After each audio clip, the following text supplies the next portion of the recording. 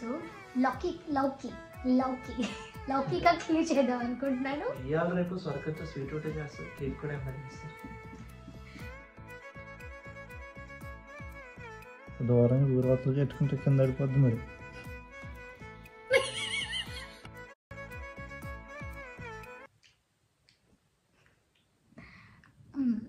ఈరోజు మన ఛానల్లో ఫస్ట్ కుకింగ్ వీడియో చేద్దామని అనుకుంటున్నాను. ఫస్ట్ కుకింగ్ వీడియో ఏం చేస్తే బాగుంటుంది అంటావు?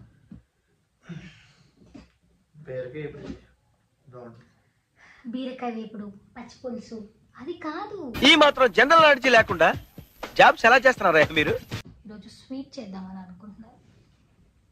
స్వీట్ యా, ఏం చేస్తే బాగుంటుంది అంటావు? స్పెషల్గా, కొంచెం స్పెషల్గా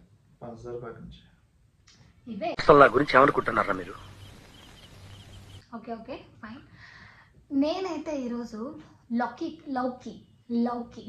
లౌకిగా క్లియర్ చేద్దాం అనుకుంటున్నాను. అన్ని లౌకీలా? లౌకి కాదు, లౌకిక కీర్. ఇదంటే మనకే బాత్లా ఉంది. ఇప్పుడు సొరకాయతో స్వీట్ చేస్తానంట.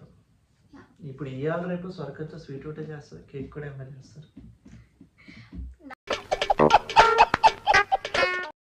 ప్రస్తుతానికి ఇది ఇంతవరకే తెలుసు.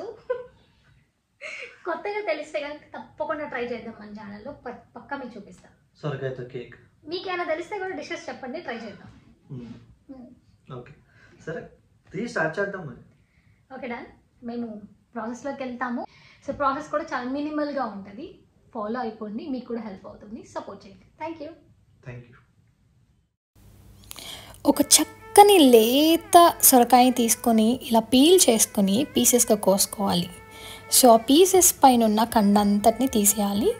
గట్టిగా ఉన్న ముక్కల్ని మాత్రమే మంచిగా వాటర్లో వేసి కడుక్కొని పక్కన పెట్టేసుకోవాలి. సో ఈ ముక్కల్ని బాగా గ్రేటర్తో గ్రేట్ చేసి ఒక మంచి బౌల్లో వేసి నేను ఏ విధంగా స్క్వీజ్ చేసినానో స్క్వీజ్ చేసి వాటర్ సపరేట్ చేయాలి. అలాగే పక్కనే ఒక బౌల్లో పాలు పెట్టుకుని బాగా మరిగించుకున్న తర్వాత పాన్ పెట్టి ఒక 2 చెంచాలు నెయ్యి వేసుకోండి.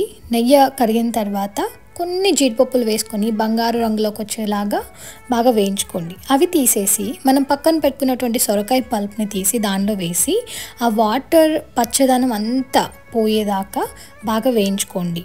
సో నేను మీకు చూపిస్తున్నాను కదా, ఆ విధంగా వేయించుకున్న తర్వాత మరిగించిన పాలు దానిలో పోసుకొని ఆ పాలతో పాటు ఆ పాలు ఆ సొరకాయ పల్పుకి పట్టేలాగా బాగా ఉడికించుకోండి. ఇంకొక పక్కన 4-5 లేదంటే అలా కొన్ని యాలక్కాయలు తీసుకొని దంచుకోండి. ఈ విధంగా దంచుకొని ఆ పొడి మొత్తాన్ని ఆ సొరకాయ హల్వాలో వేయండి.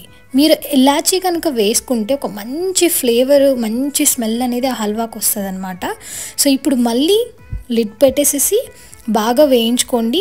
ఆ పాలు కూడా బాగా మరిగిపోయిన తర్వాత మీ రుచికి సరిపడినంత షుగర్ని దానిలో వేసుకోండి. వేసుకొని బాగా స్టిర్ చేసుకోండి. ఇప్పుడు ఇంకొంచెం వాటర్ వస్తాయి, అంటే పానకం బయటకు వస్తుంది. సో అది కూడా కంప్లీట్గా మరిగిపోయేదాకా మరిగించుకోండి.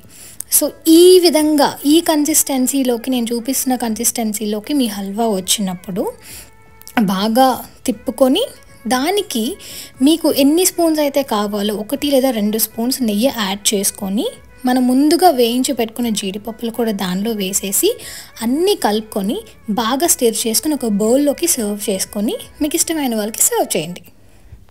ఫీడ్బ్యాక్ ఇక్కడ నుంచి తెలుసుకుందాం. ఓకే, చూడడానికి బాగుంది, మరి తినడానికి కూడా బాగుంటుందని ఆశిస్తున్నాను. Cheers.